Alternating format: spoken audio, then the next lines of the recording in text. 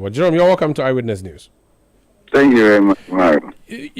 I've seen social media. People are saying you've announced price cuts, but you haven't told us what your salaries are. So when you say 20% or 10%, what does that really mean? We want to calculate it. I have seen one member of parliament making a claim. I want to be sure. Is that true or not? What are we going to overall rake in as a country from cutting down salaries of your bosses and yourself?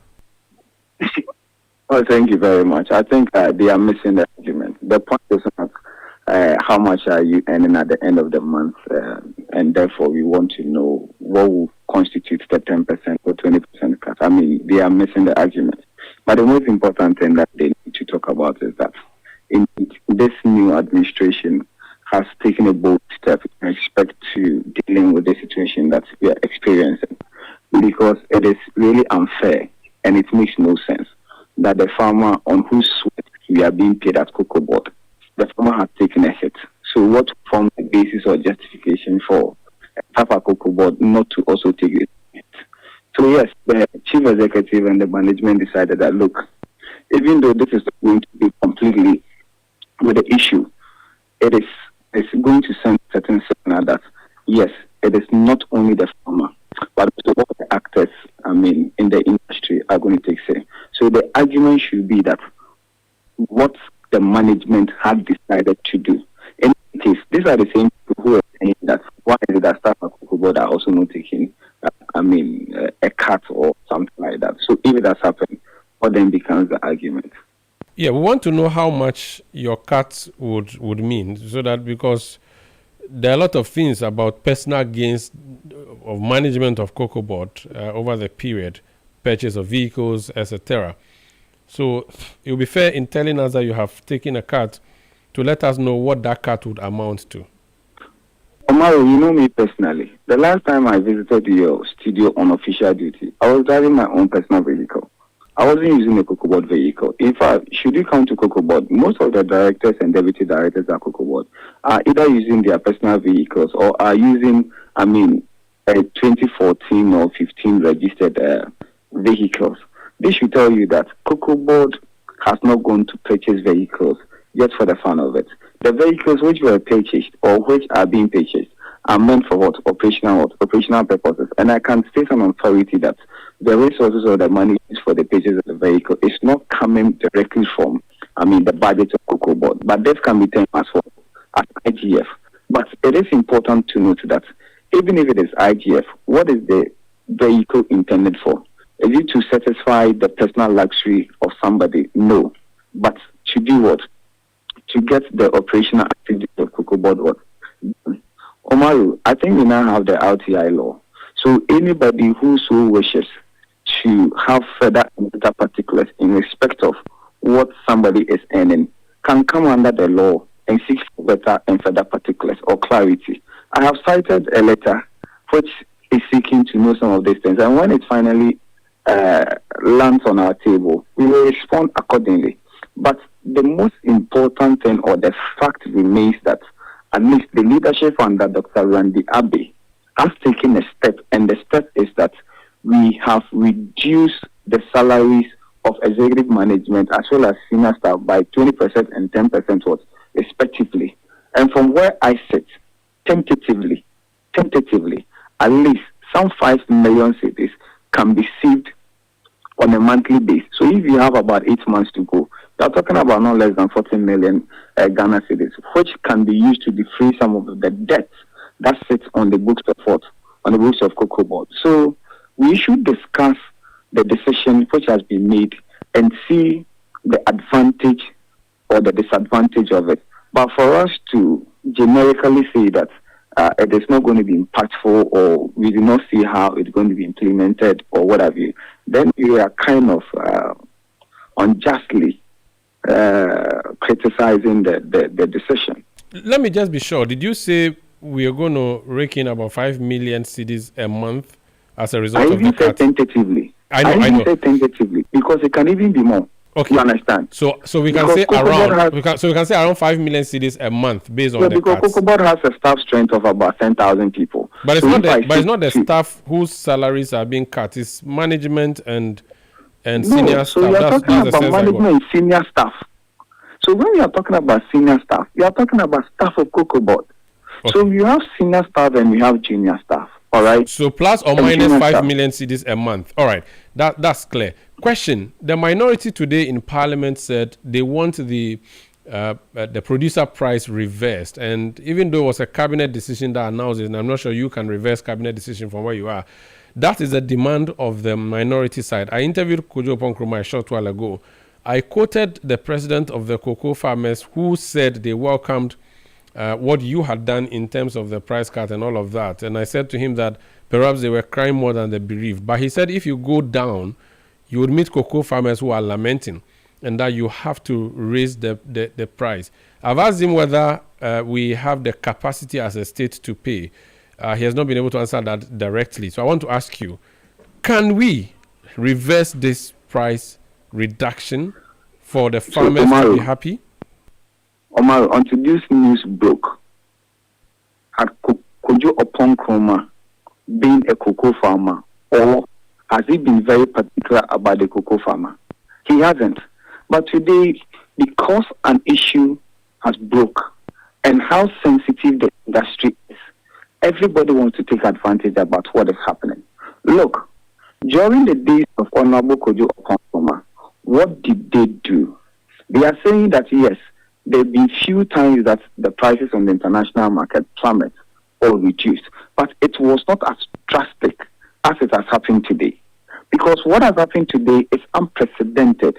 It has never happened in the history of cocoa trading in Ghana before, whereby the price on the international market has gone below the price that you set for your farmers or at the farm gate price. So if this issue had come up, thankfully, we have just about 70,000 to do.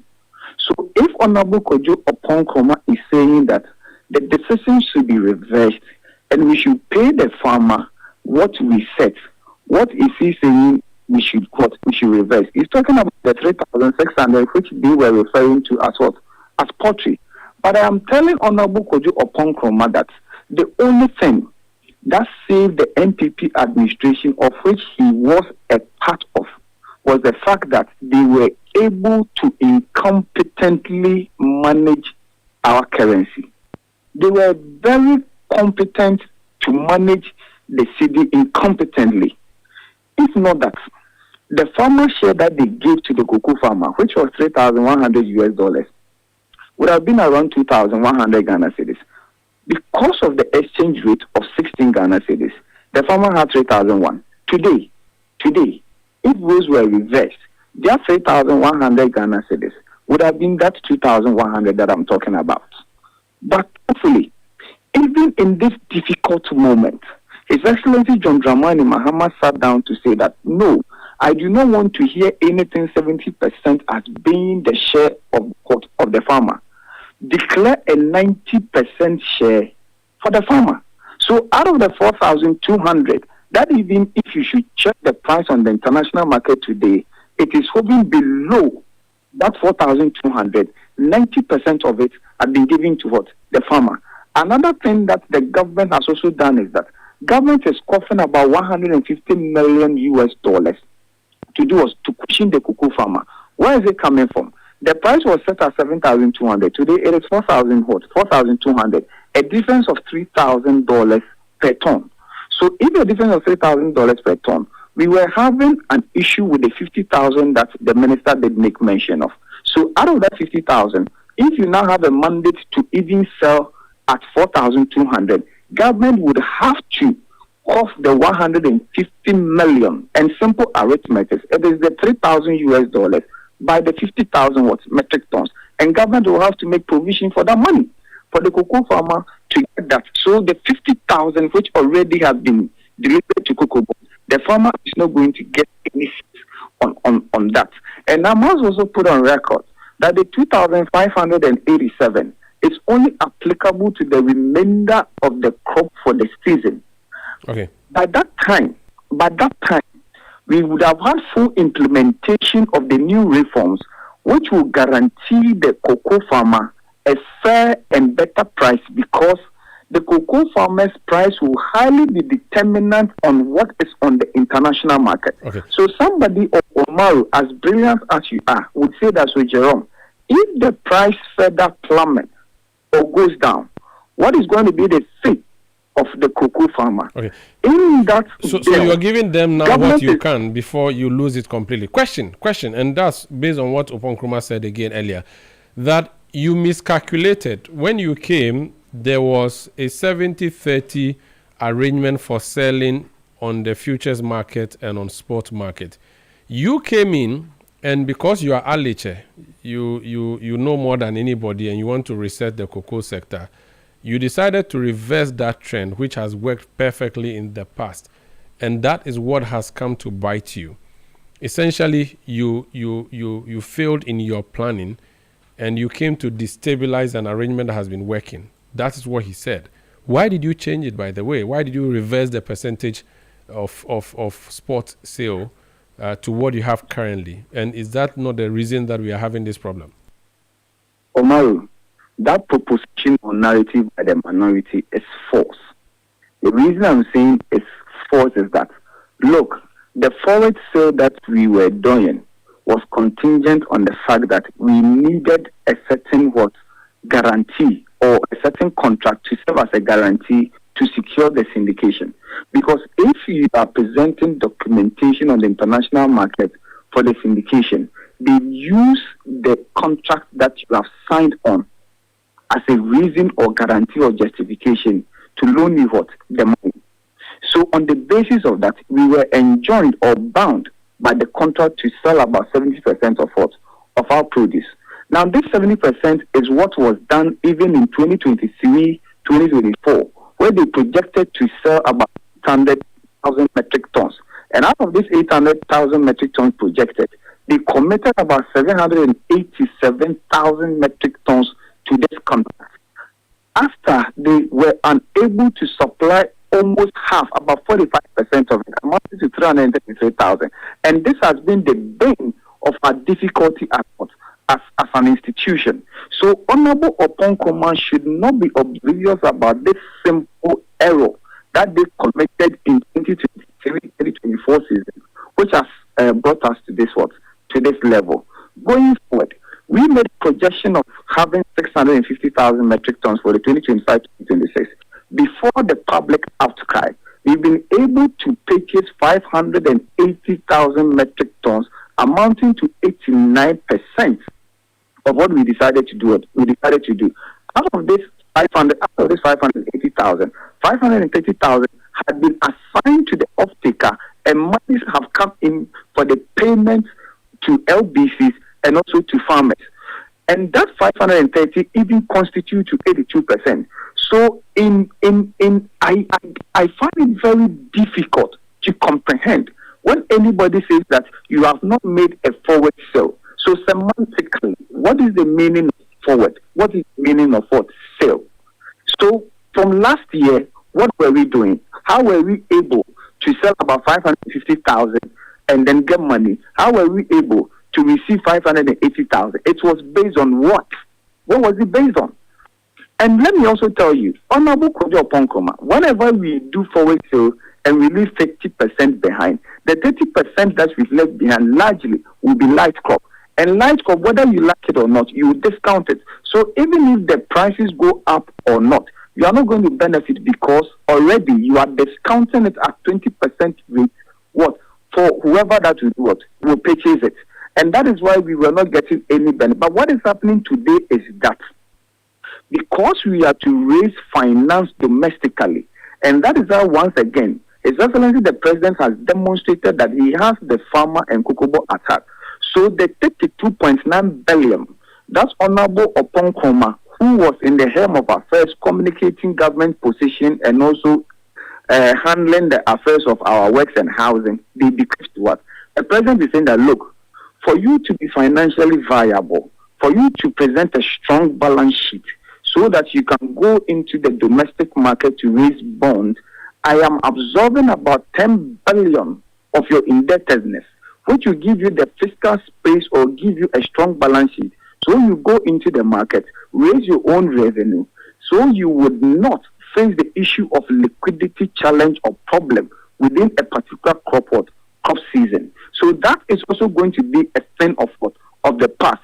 And this is an innovative way of raising money. Now we will not be dictated to by any white or any off-speaker who at the hens or cap price. The person says that, look, I have bought the metric, but I'm not buying again.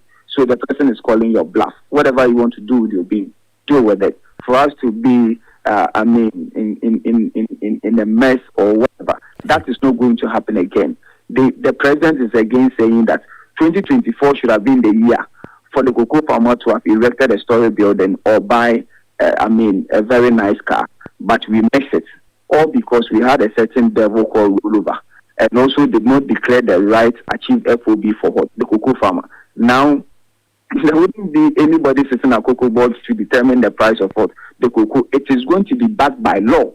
So if the price increases, the cocoa farmer gets an increment in what? In the price. Very well. And one other significant reform that has been introduced is the value addition. Because we are no more doing syndication in our own money domestically, we say that in the crop year, whatever that we project, 50% will be retained here for value addition, for processing. That is going to create jobs for the cocoa farmers child. That is also going to ensure that we generate revenue, because you are going to pay income tax, you are going to pay corporate tax. And again, it is also going to ensure that we increase export. Because whatever finished product that we are going to do with the cocoa bean, we're going to export it for forex.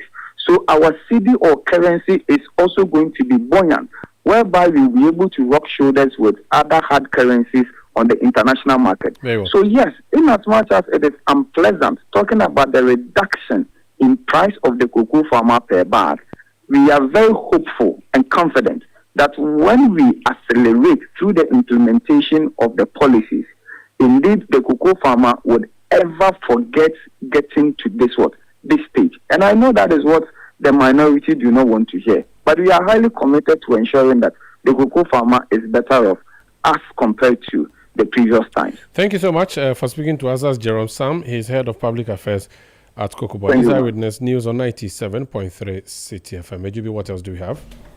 The government is